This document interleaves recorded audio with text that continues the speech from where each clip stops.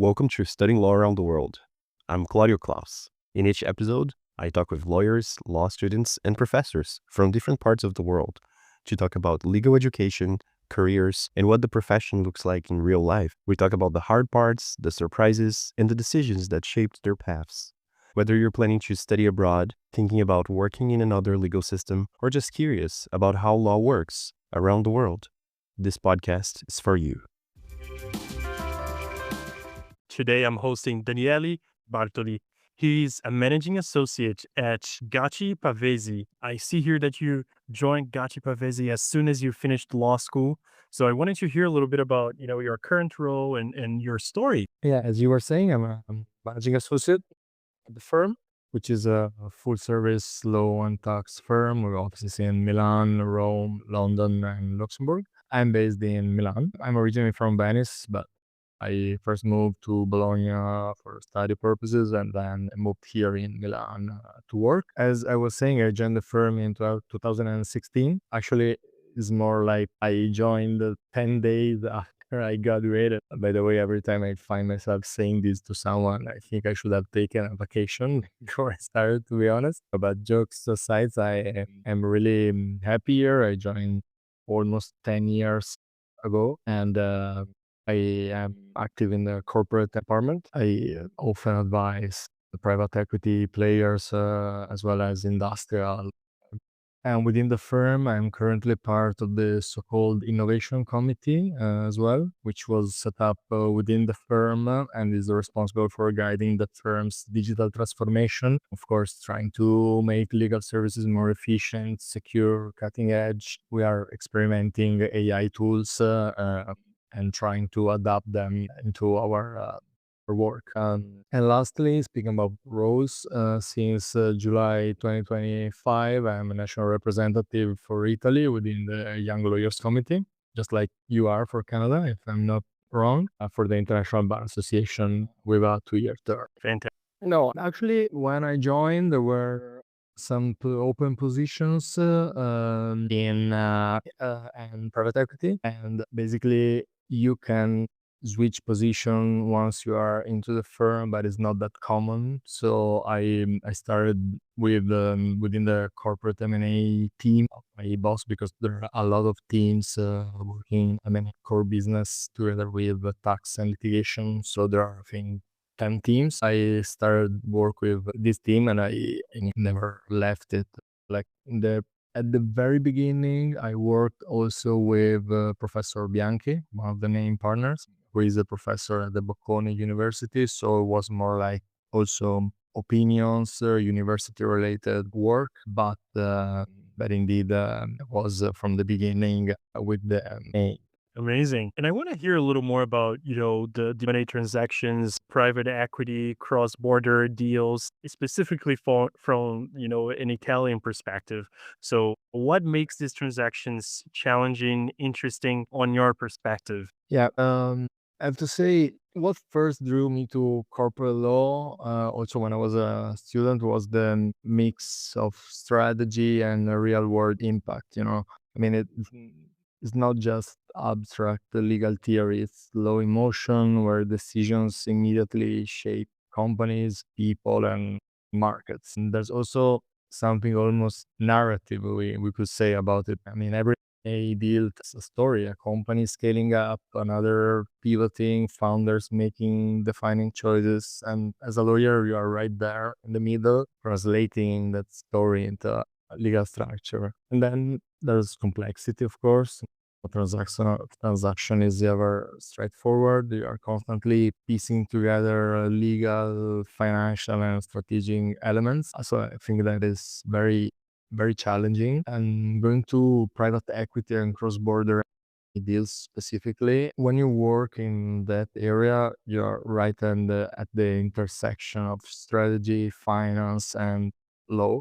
What really elevates the challenge is the number of moving parts happening simultaneously across different jurisdictions and the connected need to liaise with a lot of lawyers and advisors acting in different countries. From a legal perspective, of course, one of the biggest challenges is navigating the multiple legal systems at once. You're not just dealing with a set of rules You need to coordinate between different regulatory frameworks, corporate laws, tax regimes, and it also involves, for instance, being updated from the political standpoint, I would say.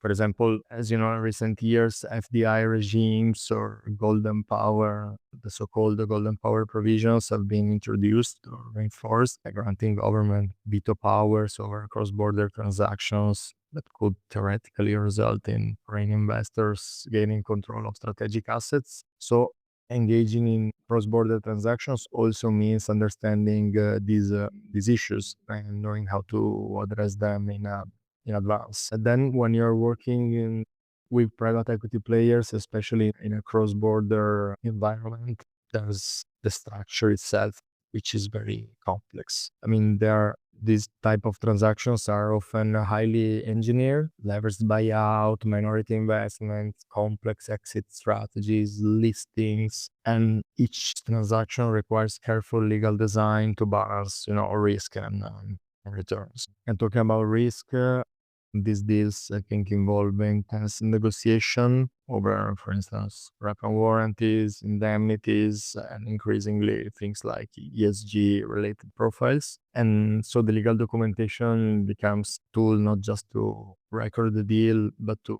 shape how risk is shared between parties over time. And then, of course, there is the timing and execution pressure because you have high deadlines, significant capital involved, and being able to manage all this while liaising with different countries and different cultures, I think it's very challenging, but it makes it very, very exciting. I'm curious on another point when advising the clients that you have in transactions related to investment funds, companies, strategic partnerships where there is some kind of change native to that transition, be it companies taking over and all of those employees might be, changing in management to the new company that's taking over, or any kind of change really that comes into play. How do you approach that change in your advice? Yeah, I think there is a very interesting part of the job because, I mean, I would say that the legal toolkit, okay, stays the same, of course, but the mindset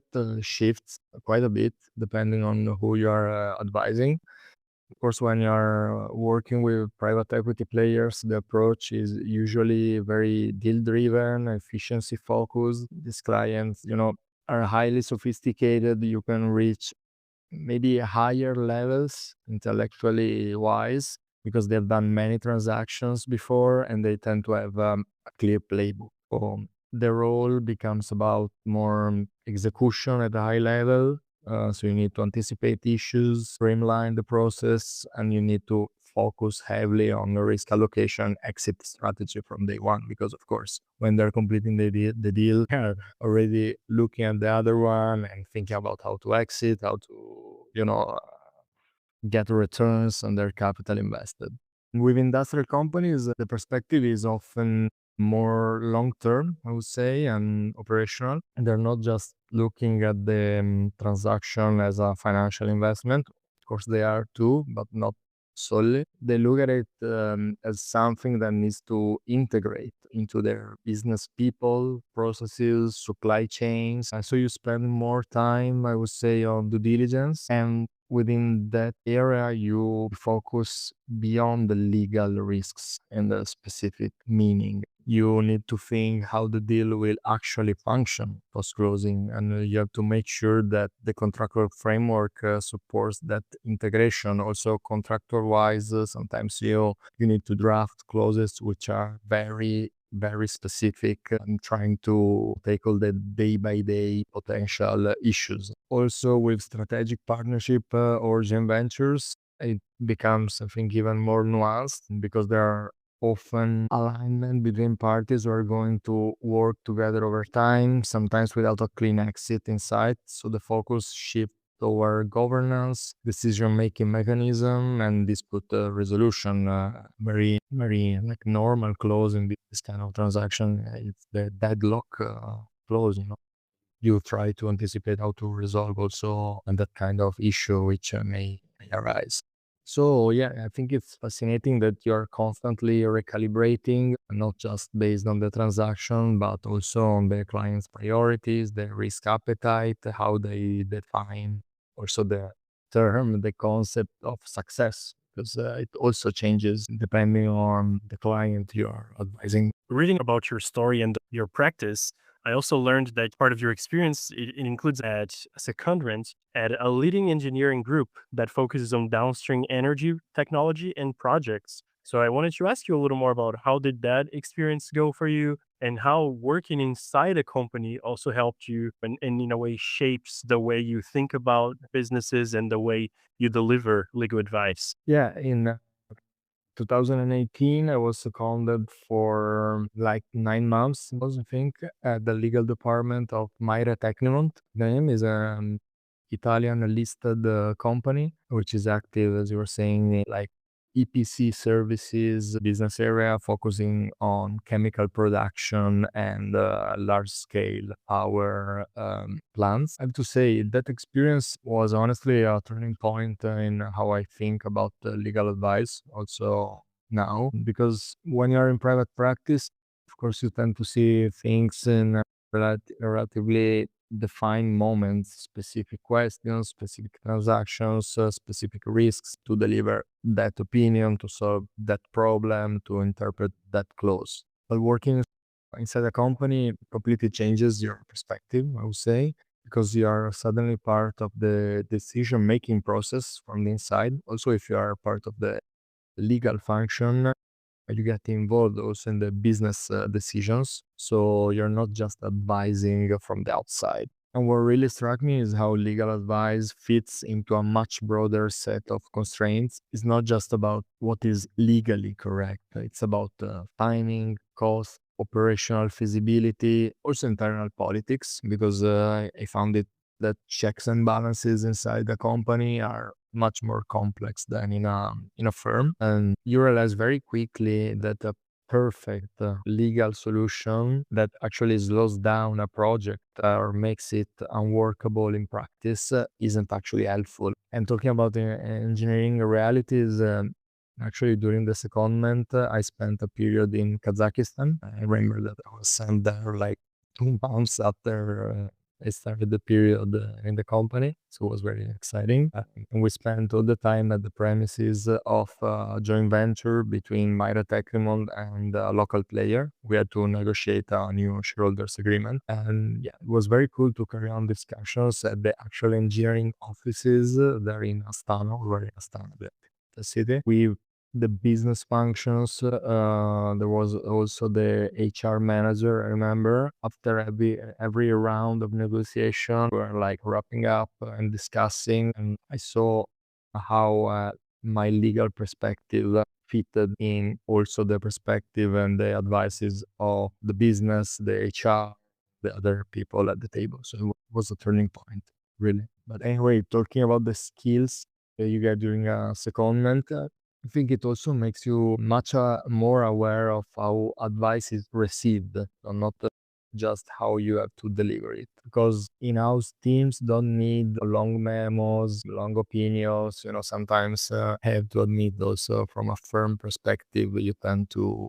deliver over performances. But in the company, when you are in a company, other people, the business people, for instance, they need the clear, actionable guidance. They need to understand the risk, but also what they can do about it. You have to be very practical, pragmatic, and solution oriented. And I think that another big shift is empathy, because you see firsthand the pressure that business teams are under, deadlines, budgets, performance targets, and that changes how you interact with clients afterwards, because you are accustomed to that, and you know that maybe if they are pushing you is because they are under pressure, like first line. So you become less focused on pointing out problems, raising hands and trying to stop the process, and you are more focused on helping to solve them in a way that works for the business. So yeah, that the biggest takeaway is that a good legal advice is not just technically sound, it needs to be usable at the end of the day. And being inside the company teaches you to think like business partner, not just like a legal specialist. And that mindset stays with you long after this. Fantastic.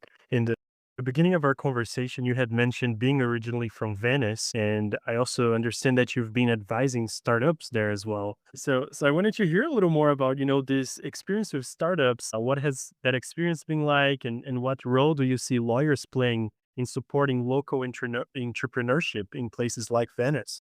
A topic that feels very personal to me, I have to say, because as I mentioned, I'm originally from Venice. So when I work with startup it's not just another mandate, but there's also a human and emotional dimension to it. I would say, from a purely legal perspective, these companies are often smaller, less structured, and at an earlier stage compared to the typical, private equity backed businesses, or in general companies, enterprises that may be set up in Milan, which is, of course, the finance capital of Italy, let's say. So the work can seem on paper less complex, but in reality, it requires a different kind of attention. You're not just executing a transaction there, you're often helping founders build the legal foundations of their business from scratch, sometimes even helping them understand what good structure looks like. What makes it particularly interesting in Venice is the broader context, of course. As you know, the city is dealing with the population over tourism, which means many of these startups are trying, in a way or in another, to create something sustainable and business models that go behind the short-term tourism and actually contribute to the local economy and community. For example, I had the pleasure of helping some friends, call them friends now, who started the first food delivery service in Venice, because in Venice there aren't services like Glovo, Deliveroo. Now Glovo is there, but at that time during the COVID pandemic, there wasn't any food delivery service, and they started this venture. And it's fun because the delivery people go around on foot. It was really great to see some young Venetians create something for the city from scratch, especially as I was saying during the COVID pandemic, which was very tough, especially in the northern part of Italy. So the need to act in a tailor-made way naturally shapes the way I approach the advice when I work with Venetian startups, because it becomes more hands-on, more educational in a way, because of course these people are less accustomed to not to business, but to complex legal structures. So you have to teach them in a way, and you spend time explaining, simplifying also, and helping founders or general entrepreneurs making decisions that are not just legally sound, but also they need to be scalable and resilient over time, I would say. On a personal level, there's definitely an added layer of responsibility, because you want these businesses to succeed not just for the client, but because they are part of the future of a city you care about.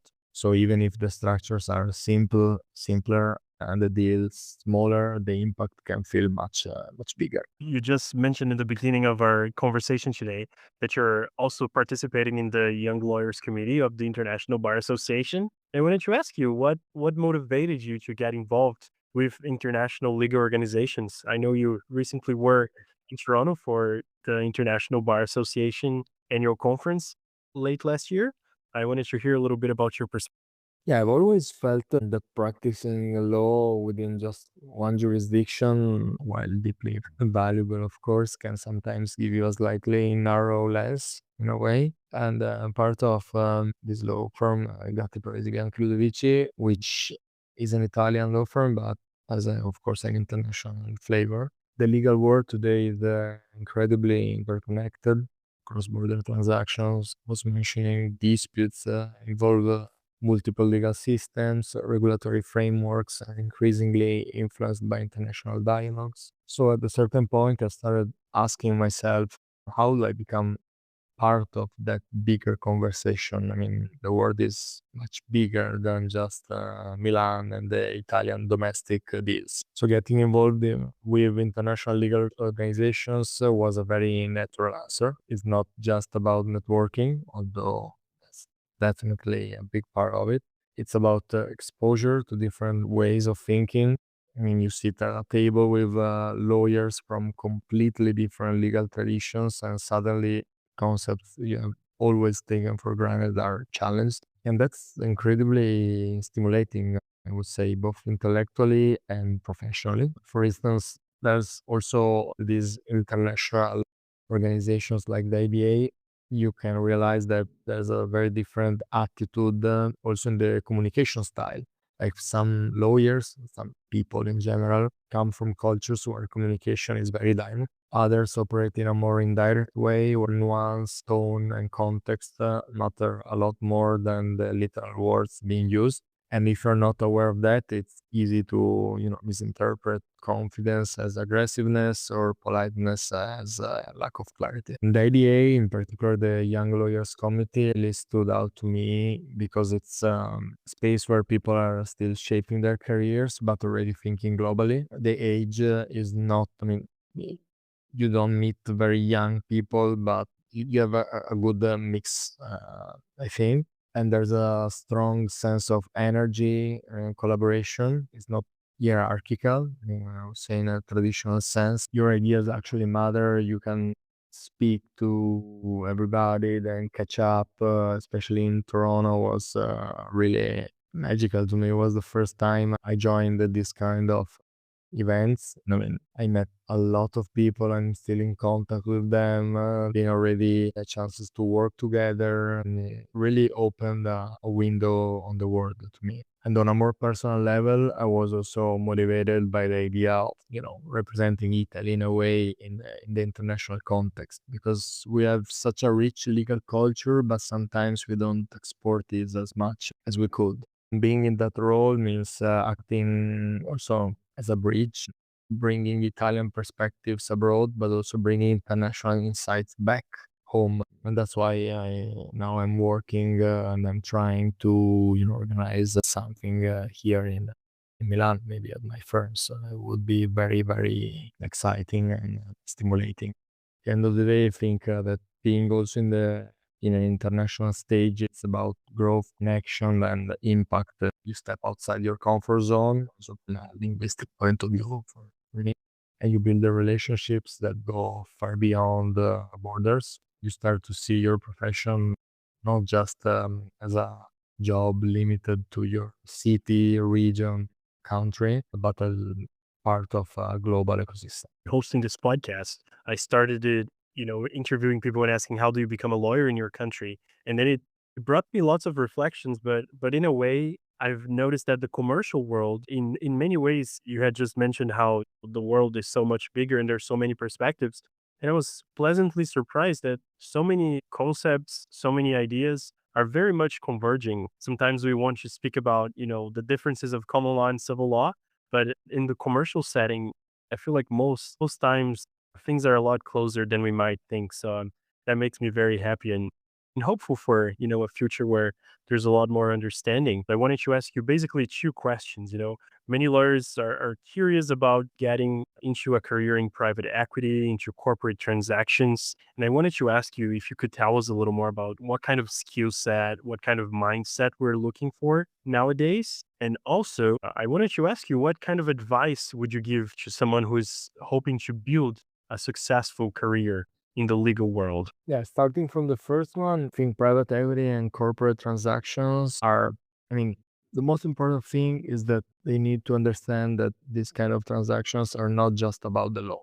You're constantly exposed to different industries, business models, financial structures. The best lawyers, I think, are the ones who want to understand how a business works, not just how the contract is drafted or how the laws apply. And closely linked to that is commercial awareness. You need to be able to step back and see the bigger picture, why the client is doing the deal, where the value is, and what the real risks are. Legal advice becomes much more impactful when it's grounded in that kind of business understanding. And linked to that is the ability, I would say, to manage complexity without losing clarity. These transactions can get very technical very quickly, but your role is often to simplify. I think, understand it. And you have to be able to identify what really matters and communicate it in a way that clients can act on. So clear thinking and clear communication go a long way. And I'd also highlight, I have to say, that physical strength, because this can be intense. Tight timelines, shifting priorities, late night negotiations, things change quickly, and you have to stay focused, pragmatic, to adapt, and while you are under pressure. And as my boss always says, the job is above all a physical challenge. So also the young lawyers need to be aware. And finally, I think there's a mindset piece around ownership and collaboration. Like, even as a junior lawyer, being proactive, anticipating issues, responsibility for your work, own work, and at the same time being a team player is incredibly valuable. Working on M&A deals is a team sport at the end of the day, and the best outcomes come from people who are both reliable and easy to work with.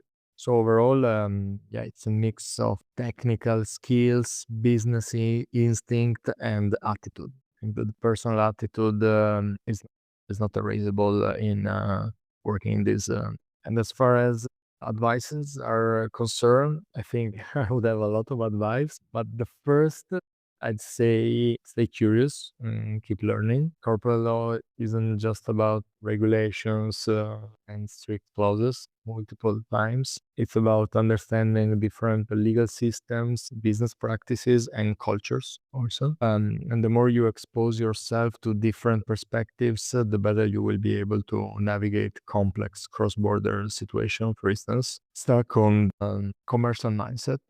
Clients care about solutions that work in practice. And maybe I'm saying this also because I've been shaped by my secondment experience, but they don't want just the theory. You have to be able to understand and then to communicate how the transaction fits into their business strategy. I mean, legal knowledge is essential, but pairing it with business awareness makes you truly valuable.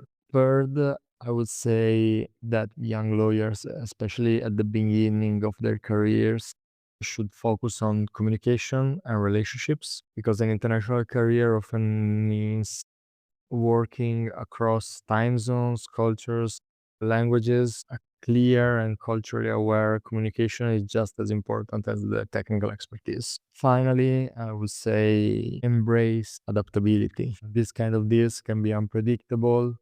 Regulatory changes, shift, unexpected challenges, they will test you for sure. So it's important to be able to stay calm, think creatively, and keep the client's goals in focus. I mean, this is very, very critical. Tone down, my advice is be curious, think commercially, communicate well, stay adaptable. And if the young lawyers are able to combine those qualities with, of course, strong legal fundamentals, they for sure will be able to build a career that's not just successful, but also deeply rewarding. Amazing. I love how this advice could really apply in any part of the world. So I thank you for being so generous on sharing it, and I appreciate you making the time to be in the podcast today.